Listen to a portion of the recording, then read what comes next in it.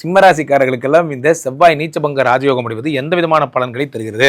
ஒரு ஊரில் நான் சொல்கிறேன், ஒருத்தவங்க ப்ராப்ளம் பண்ணிட்டு இருந்தான், அவன் எங்கேயோ போயிட்டான். இதுவும் ஒரு நல்ல செய்தி. ஒரு ஊரில் ஒரு நல்லவன் இருந்தான், அவன் போயிட்டான். இது கெட்ட செய்தி.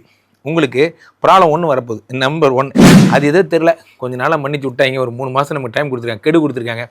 இந்த மாதிரி ஒரு நிம்மதி கிடைக்கும், ரிலாக்ஸேஷன். இவ்வளோ தான் கிடைக்குமா சார், இதெல்லாம் ஒரு பலனா சார் அப்படின்னு கேட்கலாம்.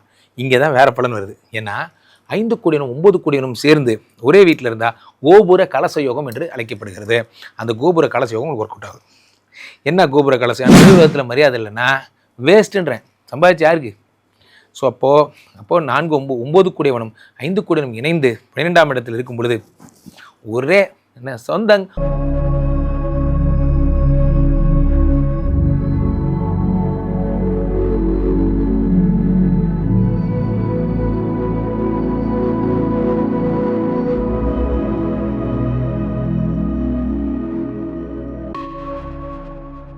உலகெங்கிலும் இருக்கும் ஆன்மீக பரிகார நேயர்கள் அனைவருக்கும் வணக்கம். நான் உங்கள் ராம்ஜி.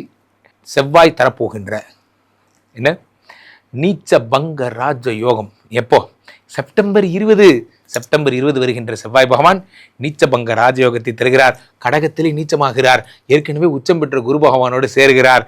வேண்டுபவர்களுக்கெல்லாம் வேண்டியபடி மங்களங்களை அள்ளி அள்ளி தருகிறார். பணத்தை தரார், பூமி லாபத்தை தரார், என்ன கேட்டாலும் தருவார். ஏன்னா செவ்வாய் ரொம்ப துடி கடவுள்பாங்க. நம்ம கருப்புசாமி சொல்கிற மாதிரி செவ்வாய் எப்படின்னா துடியான கடவுள்பாங்க. வந்தோன்னு தந்துடுவாருங்க. ரொம்ப பவர்ஃபுல்லான ஆள். ரொம்ப ஹாப்பியாக இருக்க போகிறோம்.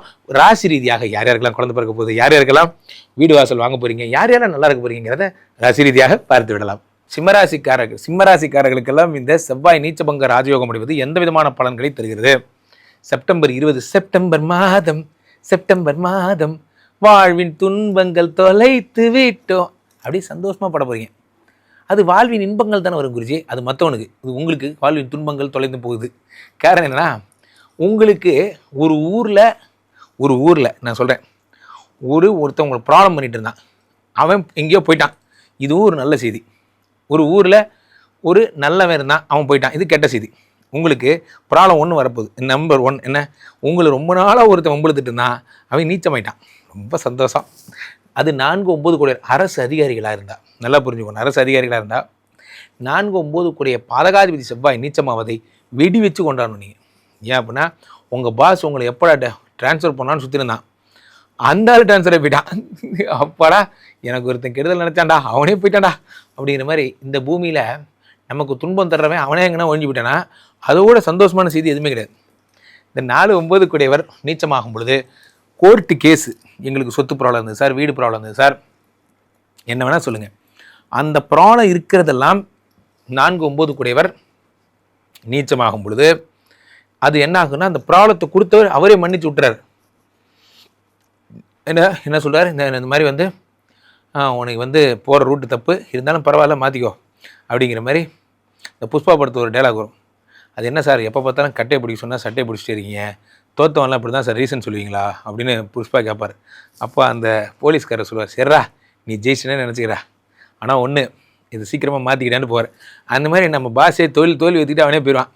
அந்த மாதிரி ரொம்ப சந்தோஷம். இனிவே நமக்கு பிரச்சனை கொடுத்துட்டு இருந்தாங்க, நம்ம கவர்மெண்ட் ஆஃபீஸில் இருக்கோம். அந்த மாதிரி அரசு அதிகாரிகளாக இருந்து அது பொருந்துங்க.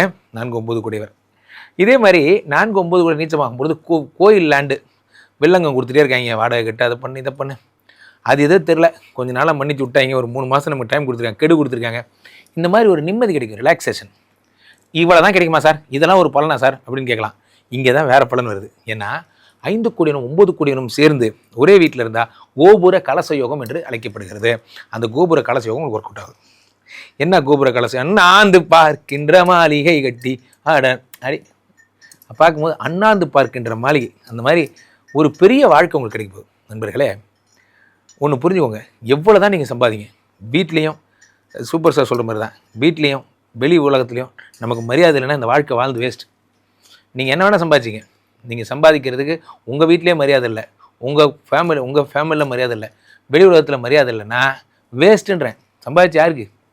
ஸோ அப்போது 4 9 கோடியவனும் 5 கோடியனும் இணைந்து 12ஆம் இடத்தில் இருக்கும் பொழுது ஒரே என்ன சொந்தங் பாசங்கள் நேசங்கள் வாழ்வினில் நானே அண்ணே எங்கன்னே இருக்க, எனக்கு சீமந்தம் பொண்ணுன்னு வீட்டில் சொல்கிறாங்கண்ணே, ஒரு 5 லட்சம் கொண்டேன், ஐயோயோ நான் இப்போ இல்லைன்னு சொல்ல முடியாதே, நான் வேறு வளர்ந்துட்டேனே அப்படிங்கிற மாதிரி ஒரே முறையாக செய்ய போகிறீங்க.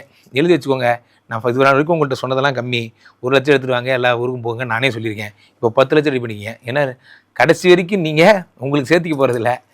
இந்த இருக்கிற 1 மாதமும் கூட சொந்தக்காரனுக்கு தான் கொடுப்பீங்க. இந்த இருக்கிற 1 மாதமும் ஏன்னா நமக்கு போஸ்டெல்லாம் ஒட்டியிருக்கானே, கொடுத்து தொலை ஒரு 1 லட்ச ரூபா கூட என்ன செய்யுது அப்படிங்கிற மாதிரி அன்பு தொல்லையாக உங்களை பெரும்பாலும் விழாக்களுக்கு போகாமல் இருக்கிறது உனக்கு மரியாதை. ஏன்னா போனீங்கன்னா மொய்யின்ட்டு வாங்கிடுவாங்க. கூகுள் மீட்டில் அட்டன் பண்ணுங்கள். நான் அழகான ஐடியா சொல்லித்தரேன். யார் வேணால் ஜாலியாக இருங்க, இவ்வளோதான் பட்ஜெட்டு அப்படின்ட்டிங்கன்னா நிம்மதி. நேராக போனீங்கன்னா 10 லட்சம் செலவாகும், இங்கேயே இருந்தால் 1 லட்சம் செலவாகும். நீங்கள் முடிவு பண்ணிக்கிங்க. ஸோ அப்போது ஜாக்கிரதையாக சிம்மராசிக்காரர்களுக்கு ராஜ வாழ்க்கைங்க, ராஜா மாதிரி இருக்க போகிறீங்க. ஹாப்பியாக இருங்க, ஜாலியாக இருங்க. பொதுவாகவே நண்பர்களே, ஒரு விஷயம் புரிந்து கொள்ளுங்கள். 1-8 காலபுருஷ தத்துவப்படி இருக்கின்ற செவ்வாய்ங்கிறவர் ஒரு விபரீதமான கிரகம். என்ன அப்படின்னா, காலபுருஷத்தின் முதல் கிரகம் அவர்தான். இந்த செவ்வாயை பொறுத்த வரைக்குமே தைரியம், வீரம், மகத்துவம், போர் படை இதெல்லாம் சொல்லுவாங்க.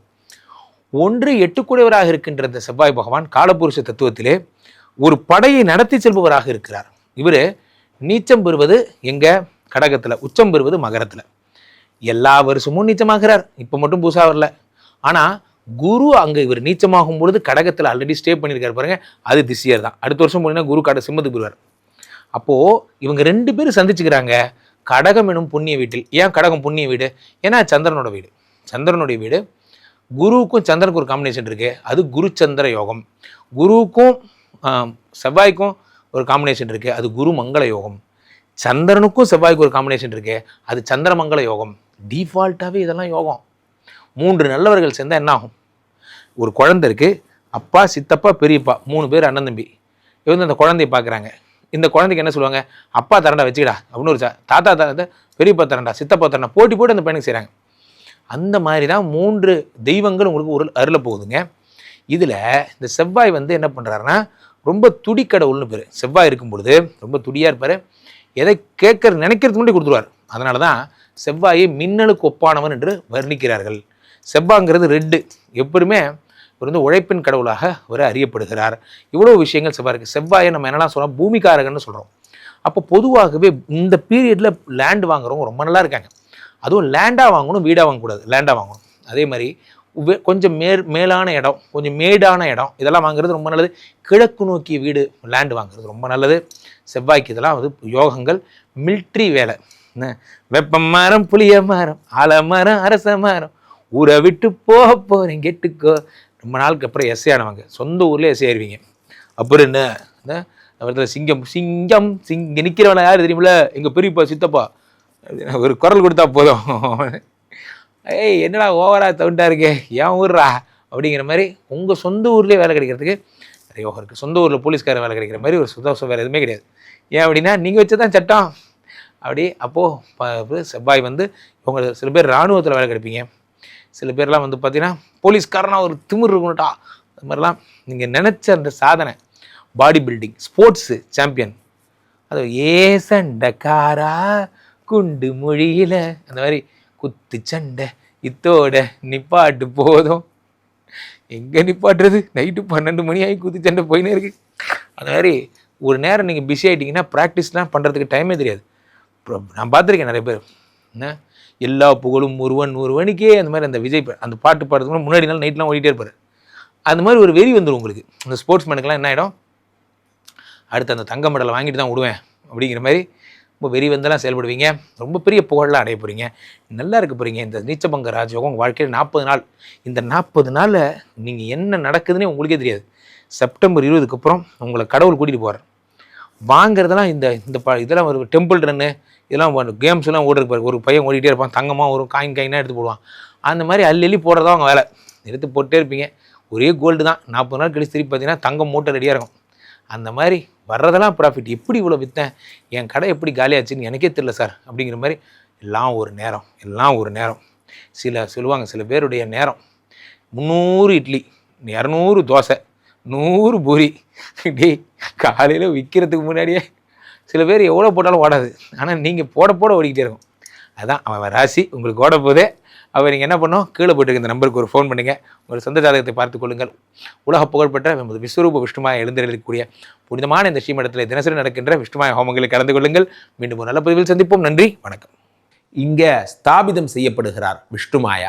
அது தமிழ்நாட்டில் இங்கே போரூர் கார்டன் ஃபேஸ்டிவலில் ஸ்ரீமடத்தில் மட்டும்தான் இருக்கிறது. வேற எங்கேயும் இவருக்கு ஆலயங்கள் கிடையாது. நம்மளுடைய வேலை இல்லை, குழந்தை இல்லை, நமக்குடைய எதிர்காலம் கேள்விக்குறியாக இருக்குது, கள்ளத்தொடர்பு, ஏமாற்றம், துரோகம் போன்ற பிரச்சனைகளுக்காக ஸ்பெசிஃபிக்காக பண்ணுற ஒரு ஹோமம். இந்த ஹோமம் 48 நாள் தினமும் பண்ணுறோம். இப்போ நீங்கள் புக் பண்ணுறீங்கன்னா இன்னிலேருந்து 48 நாள் இந்த ஹோமம் பண்ணி உங்களுக்கு அந்த பிரச்சனைகளை சேலஞ்சிங்காக சரி பண்ணி தரோம். ஸோ விஷ்ணுமாயா சாத்தனுடைய ஆலயத்திற்கு நீங்கள் வாருங்கள், இந்த ஸ்ரீமடத்திற்கு வாருங்கள், வந்து இந்த ஹோமத்தில் கலந்து கொள்ளுங்கள். இதை பற்றி தரவுகள் கீழே போயிட்டு இருக்க நம்பரை கேட்டு தெரிஞ்சு புக் பண்ணிக்கிட்டு இந்த ஹோமத்தில் நீங்களும் பங்கெடுக்கலாம்.